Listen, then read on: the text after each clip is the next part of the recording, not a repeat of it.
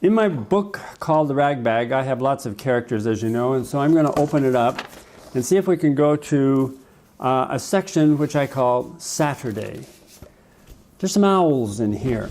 I really wish we had been able to animate this character. He's fantastic. It's a meaner owl than was in Nim.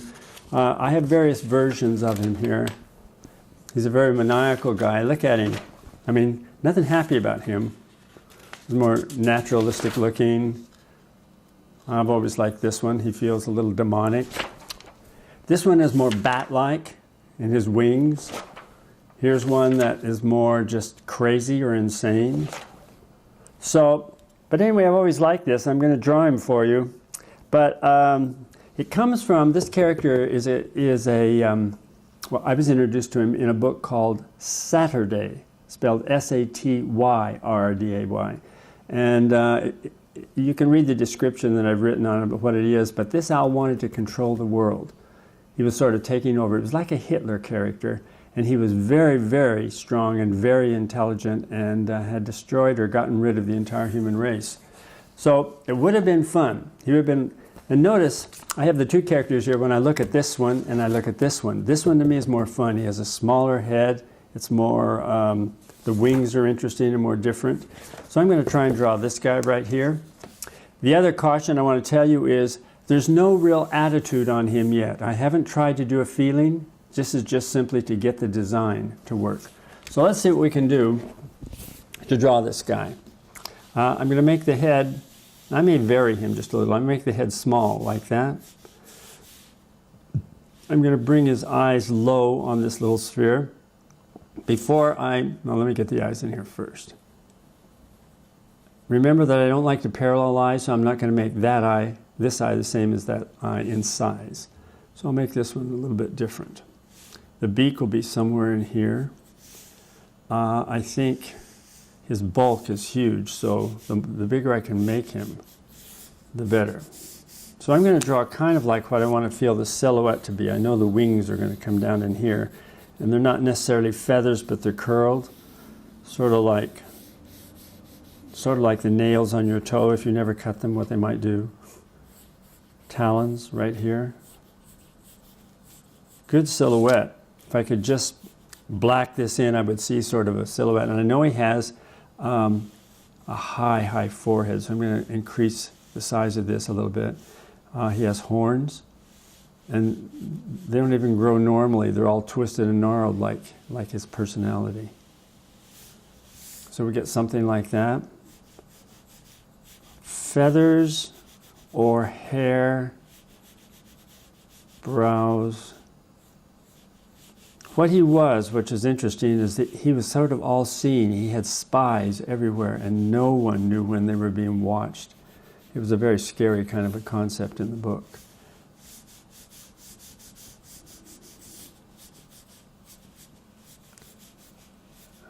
This again will help the silhouette. It's sort of like, might be considered a cape, but it's also feathers, so it has both things going for it, and I need to know exactly what I'm going to do with that.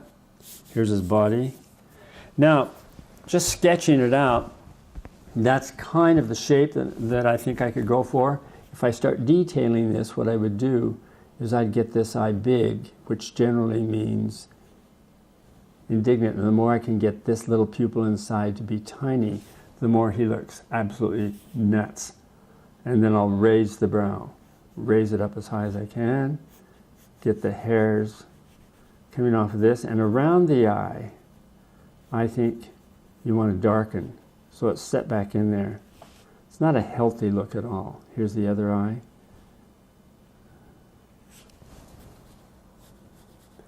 Inadvertently, I have succeeded in getting kind of a feeling into this.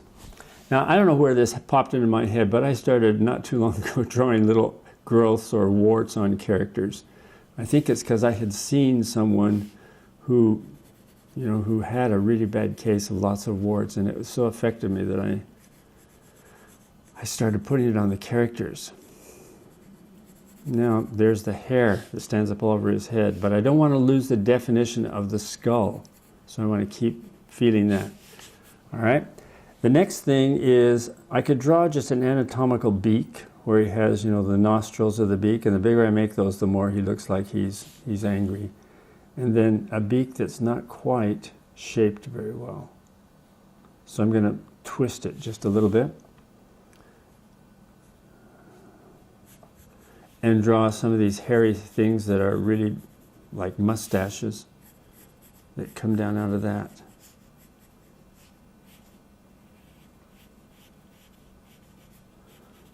All right, so far I'm liking it. Now let's go to, let's see if we can negotiate these horns. I know if I started drawing them in units like this, it might be more interesting. And it's easier to animate because then you can keep track of, you know, how long a horn is and it won't change shape on you. So there's that. The other horn, because I really fight anything that's parallel for some reason. So the other horn, I'm going to put the growths closer together, and I'm going to take the horn and put it out here like this, maybe turn some of it down. And don't put those even. Now that's kind of interesting to me. I'm going to try opening the mouth just a little bit. And then I'll go to these things that are the hairs. Now, this would be also easier to animate if I made these each of a unit. And they're sort of like, you know, the ermine tip things that the old emperors used to wear. So on the end of each one is this little black thing. It gives him a unique look and also helps form the shape of this. His chest is coming out towards us, so I've shaped these like a chest is coming out. All right. The rest is the wings. And let's say the feathers curl slightly. I'm trying really hard to think all the time I'm doing this is thinking in terms of straights and curves, putting them together in a combination that makes it pleasing to look at.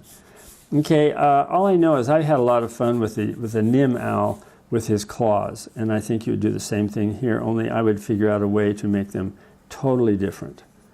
So maybe they don't just all behave in the same fashion, but he has longer toes sometimes that are more like growths instead of toes. Anyway, this gets you a little bit of an idea. I'm going to try and sag, like skin that sags underneath his eyes. And it's probably that thing that has little growths on it too. So he's really basically not a very good looking guy, but he's a simple shape. You can see that. You're just coming down from the head and then a square shape. And it makes it easy to read, easy to look at, and easy to animate.